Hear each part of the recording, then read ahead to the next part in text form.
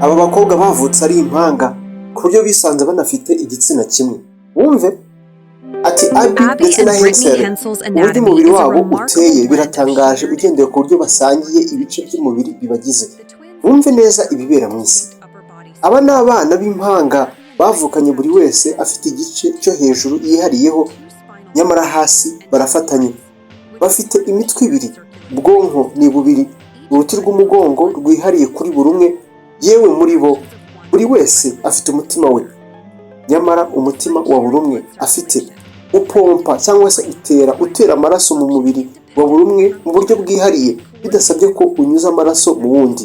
Ubwonko bw'aba bakobwa bukora buri bumwe ku giti cyabwo mu buryo bwihariye, butekereza ukwabwo, bukora ku giti cyabwo ku buryo butegeka ukwinyeganyeza kwa buri muntu cyangwa se kwa buri mukobwa muri aba babiri b'impanga nyine bavutse bafatanye, bitewe n'uko abishaka, bitabaye ngombwa ko undi nawe anyeganyega. Buri umwe agenzura ukuboko kwe bitewe n'uko umuteyeho, iburyo cyangwa se ibumoso. Ni nuko bimeze ku kaguru, buri wese agenzura ukuguru kwe. Igitangaje ni uko cyangwa se ni ukuntu bashobora gufatira ikintu icyarimwe n'amaboko yabo, cyangwa se bagaterera intambwe ijya imbere icyarimwe nta kudahuza kubayeho. Ku bintu bisaba gukorana nko gufata ibintu, gutwara imodoka, ibintu nk'ibyo bibasaba uguhuza cyangwa se bibasaba uguhuza no guhanahana amakuru ku rwego rwo hejuru kugira ngo bigerweho cyangwa se bikunde. Buri umwe muri izi mpanga afite cyangwa se ifite ibihaha bibiri, buri umwe bivuze ko bombi bafite ibihaha bine ubiteragije, bavutse bafatanye. Ibihaha by'ahagana hagati bisa n'ibifatanyemo ukuntu, nyamara ibindi byo ku ruhande bikora ku giti cyabyo. Buri umwe wese muri aba afite igifu yigengaho ku buryo buri wese rwose igifu gisya ibiryo yariye bidasabye ko icyundi nacyo kigiramo uruhare. Umwe ashobora gushonja, umwe ashobora kwicwa n'inzara, nyamara mu gihe undi ahaze. Buri wese muri bo afite umuhogo we ku giti cye. Buri umwe wese kandi niba ariye ibiryo biragenda direct mu gifu cye rwose bitanyuze ahandi. N'abana b'impanga, nyamara umwe muri bo iyo arwaye igifu n'undi kiramurya. Ariko urumva ukuntu Imana irema ibintu bitangaje cyangwa se irema ukuntu gutangaje.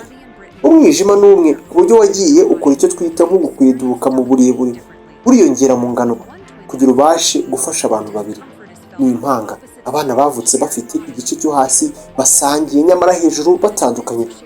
Amara bakoresha ni amara amwe, imyanya myibarukiro ni imwe, igufwa rigize urukenyero rwabo ni rinini cyane ugereranyije n'ay'abandi ku buryo riruta ay'abandi mu busanzwe abantu basanzwe. Umubiri wabo ufite impyiko eshatu, umwe afite impyiko imwe ku ruhande rwe ndetse undi akagira ebyiri ku ruhande rundi cyangwa se ku rundi ruhande. Izi mpyiko nizo zibasha cyangwa se zibafasha kuyungurura imyanda yo mu mubiri, ndetse amagufwa agize umubiri wabo nk'ahagana mu gituza cyabo ni hanini cyane, haragaye cyane ku buryo iyo urebye wanagira ubwoba. Ahagana inyuma agace kamwe gasa n'agahuriye ahantu n'akandi ahantu runaka. Bavukanye amaboko atatu, kumwe muri ko baraguciye, barababaze baraguca bakiri abana.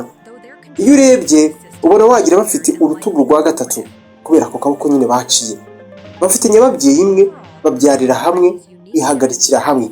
Ushaka kumenya birambuye inkuru y'aba bakobwa wakumva iki kiganiro kirambuye nabakozeho mu gihe cyashize. Wibuke ukore subscribe naho ubundi dukurikire.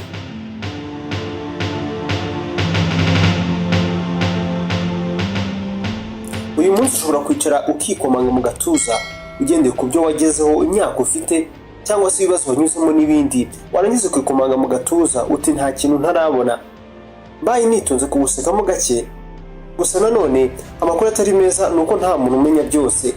Iyo nteruro nkubwiye uraza kuyumva neza numara kugira ibyo umenya kuri aba bantu ngiye kukubwira muri iki kiganiro cy'uyu munsi. Ibyo ubona nanjye nibyo mbona. Niba uzi ibyo bita impanga cyangwa se abana b'impanga, abo nabo niko bavutse. Bitwa Abby na Brittany. Wenda sinzi ngo Abby ni uwuhe cyangwa se Brittany ni uwuhe, mbega ngo ninde nyiri umutwe w'iburyo cyangwa se uw'ibumoso.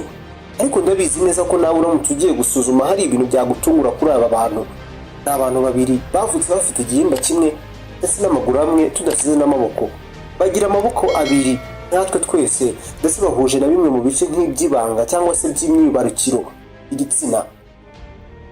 Buri wese afite umutwe we ndetse usanga agenzura igipande cye cy'umubiri, ari nayo mpamvu na bimwe mu bikorwa byoroshye nko kugenda bisaba ko babanza kubyumvikanaho cyangwa se kubyemeranyaho.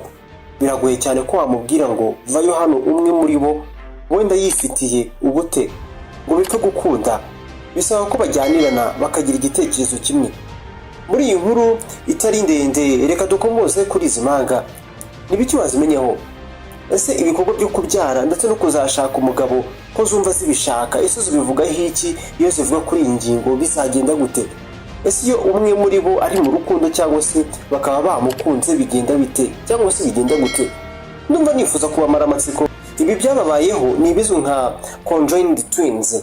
Mbega abana baba bazavuka ari babiri ariko mu kwirema kwabo hakaba ibice by'irema byivanze cyangwa se bikirema byivanze ku bice bimwe na bimwe cyangwa se ibindi. Twese tumenyereye kugira abo tuvukana nabo, ariko se ni bangahe twakwihanganira gusangira ibice by'umubiri n'abo tuvukana? Tekereza nk'umusaza wawe cyangwa se mushiki wawe mufite igihimba kimwe cyangwa se imitwe ifatanye.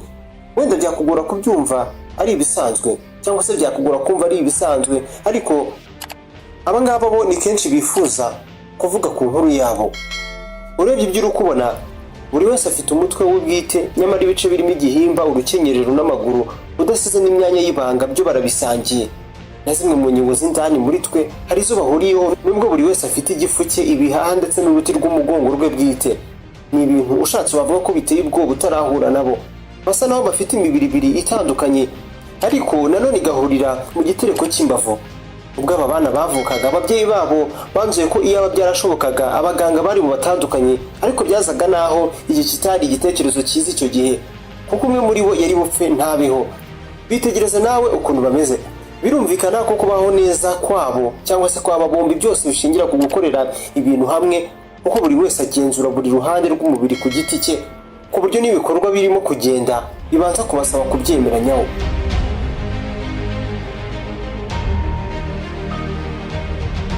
Ibi ntabwo ari ibintu byoroshye, kuko Brittany igice cye agenzura ni kigufi, mbese ni mugufi kuri mugenzi we Abby. Ibintu bituma Brittany asa n'ugenda ahagaze ku mano. Mu myitozo itagira ingano, aba bombi bize kandi banamenya koga mu mazi menshi, bazi kwiruka ndetse bazi gutwara igare nk'undi wese waba uzi cyangwa se nawe uri kunyumva hari ibyo banakurusha. Tekereza ko bazi gutwara imodoka. Muri bangahe mubizi? Bashobora kwibaza uko bafata feri cyangwa se ibyo gutwara kuri vola. Ni gute bahindukiza vola iburyo cyangwa se ibumoso? Ni inkuru ndende. Ubyumvise gutya ushobora gutekereza ko bombi bemeranya kuri buri kimwe, ariko siko bimeze, kuko buri wese yumva uburyohe bwiwe bwihariye bwa buri kimwe, haba n'ibiryo n'ibindi. Nyuma y'ibi byose basa nk'aho bafite ubushobozi bwihariye bwo kumva icyo buri umwe abatekereza.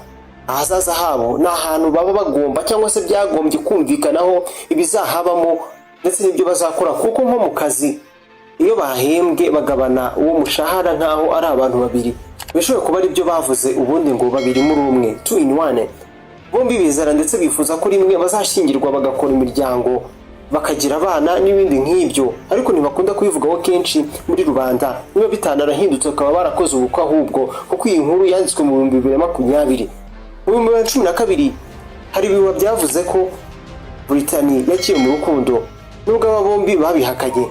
Bombi biberaho bishimye mu buryo utapfa gukeka uramutse ubabonye gutya. Isi ni ngari kandi hatse byinshi. Ni byinshi biberaho aho tutareba ndetse tutabona. Ese uwo ni iki uzi kidasanzwe cyangwa se gitangaje wasangiza abandi? Igitekerezo muri comment. Iki ni ikiganiro menya byinshi, ikiganiro ukurikirana neza iyo umanutse munsi y'iyi video ugakanda ahantu hirabura h'umukara handitse ijambo subscribe, ubundi ukajya ubona ubutumwa ako kanya buri uko dushyizeho ikiganiro gishya. Niba warabikoze birahagije, ariko utarabikora iki nicyo gihe. Nitwa Samuel Mugisha, niwe mwumvaga kuri microphone. Reka tuzasubire mu kiganiro cy'ubutaha. Imana ibarinde, ibuka ukore subscribe.